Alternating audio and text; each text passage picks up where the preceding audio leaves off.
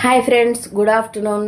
ఇవాళ నేను వంకాయ పచ్చి పులుసు చేస్తున్నాను. దానికి నేను తెల్ల వంకాయలు 4 తీసుకున్నాను. శుభ్రంగా కడుక్కొని ఆరిపోయాక నూనె రాసుకోండి. వంకాయ మొత్తం నూనె అప్లై చేసేసుకోండి. నా పొయ్యి మీద పెట్టుకునే స్టాండ్ లేదు కాల్చుకోవడానికి. నేను అప్పడాలు వేపుకునే ఒక గరిటె లాంటిది తీసేసుకొని దాని మీద చూడండి చూపిస్తున్న విధంగా కాలుస్తున్నాను. నేను ఒక్కోటి కాల్చుకోవచ్చు, 2 కాల్చుకోవచ్చు. అలా 4 వంకాయలు అలాగే కాల్చుకొని పక్కన పెట్టేశాను. పచ్చిమిరకాయలు కూడా అలాగే 4 తీసుకున్నాను.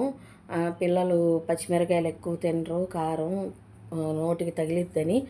అందుకే 4 తీసుకొని అవి కూడా పక్కన పెట్టేసుకున్నాక ఆ వంకాయ మీద ఉన్న నల్లదంతా చెక్కు తీసింది అది తీసేసుకోండి. వాటర్లో పెట్టుకొని చెయ్యి తడుపుకుంటా తీస్తే ఇంకా ఈజీగా వస్తుంది. ఆ పచ్చిమిరకాయలు చిన్న చిన్న ముక్కలు కట్ చేసుకోండి. ఇది కూడా నలిపేసుకోండి. మొత్తం చేతితోనే నలిగిపోద్ది. మొత్తం చేతితో నలిపేసేసుకోండి. నలిపేసుకున్నాక ఉల్లిపాయ ముక్కలు, కొంచెం ఉప్పు, కొంచెం కారం, పచ్చిమిరకాయలు తగ్గించాను కదా కొంచెం కారం వేసుకోండి. కొత్తిమీర లేదు నా దగ్గర, కొత్తిమీర ఉంటే కొత్తిమీర కూడా వేసుకోండి.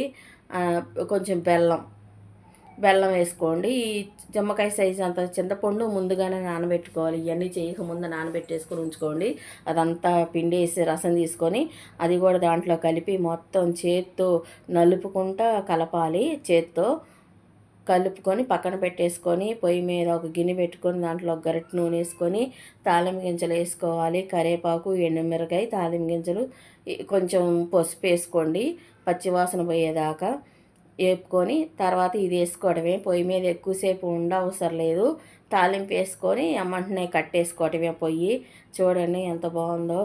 సింపుల్ అండి, చాలా బాగుంటుంది. నేను దొండకాయ ఫ్రై చేశాక దానికి కాంబినేషన్ చేసుకున్నాను. మీరు కూడా నచ్చితే ట్రై చేయండి.